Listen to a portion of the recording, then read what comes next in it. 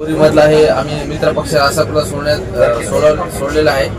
8 गटासाठी आम्ही उमेदवारी अर्ज दाखल केले आहेत आणि त्याचप्रमाणे जवळपास 8 पंचायत समितीसाठी उमेदवारी अर्ज दाखल केले काँग्रेस पक्षाने. गेल्या निवडणुकीत नगरपालिका निवडणुकीत तुमच्यावर आरोप करण्यात आला होता की तुम्हाला उभा केला आहे अशा विरोधी आरोप करतात. यावेळी काय त्याच्या आरोपाचे उत्तर आहे?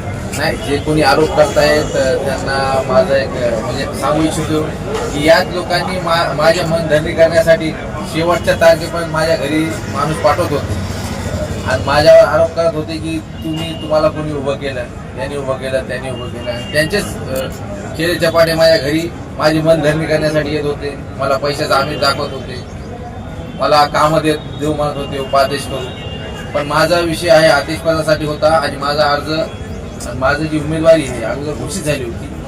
पण या लोकांनी जाणून बुजून माझ्या जागेवर मी मायनॉरिटी मधला उमेदवार होता म्हणून मला पाडण्यासाठी यांनी एक मायनॉरिटीचा उमेदवार दिला आणि दोन्ही उमेदवार यांच्यामुळे पडले. हेच लोक आज आमच्यावर आरोप करतायत जे स्वतः बीजेपी सोबत आज मांडीला मांडी लावून बसलेले आहेत. पूर्ण पॅनल का उभं केलं नाही तुम्ही? फक्त काही मोठ्या ठिकाणी उभं केलं? मोठ्या ठिकाणी उभं केलं नाही. आम्ही जवळपास 8 उमेदवार उभे केलेत या तालुक्यामध्ये. 10 जागेपैकी 8 उमेदवार आमच्या पक्षाकडून आणि एक समविचारी पक्षाकडून उभा आहे. आमची जी ताकद आहे, आमचे जे जागोजागी जे कार्यकर्ते आहेत, जी काँग्रेसचे एक विचार आहे, त्या विचाराप्रमाणे लोक आम्हाला जुळत गेले. जेवढं आमच्याकडून या तालुक्यात हे झाले आम्ही करण्याचा प्रयत्न केलेला आहे. आपण कार्यभार पाहत आहोत आणि आता आपल्याकडे जिल्ह्याची जबाबदारी आलेली आहे.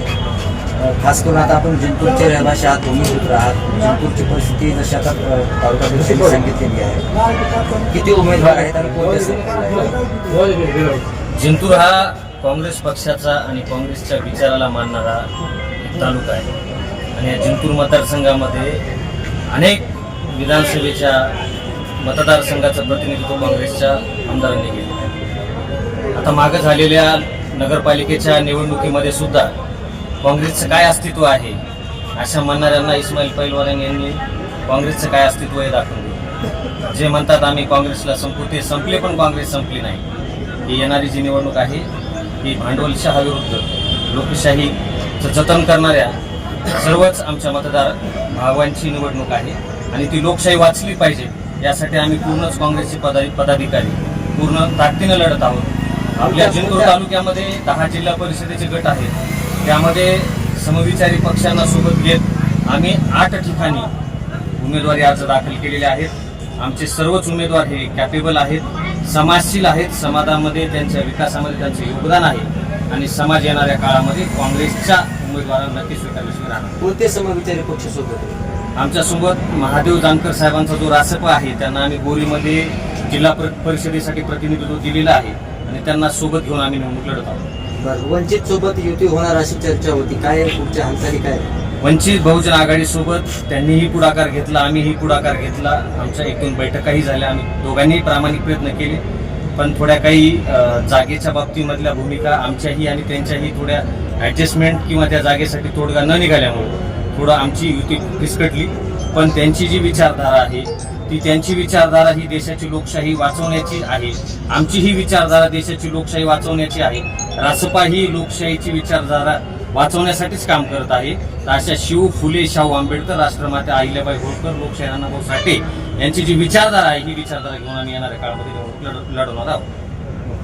तर या ठिकाणी काँग्रेसमध्ये आयात आलेल्या उमेदवारांना तुम्ही संधी दिली असा आरोप होतो. असं काही नाही, काँग्रेसमध्ये कुणी आयात आलेलं नाही. काँग्रेसचे जुने कार्यकर्ते आहेत आणि काँग्रेस जसं तुम्ही म्हणलात की इथं फक्त नेते आहेत किंवा खाली कुणी नाहीये.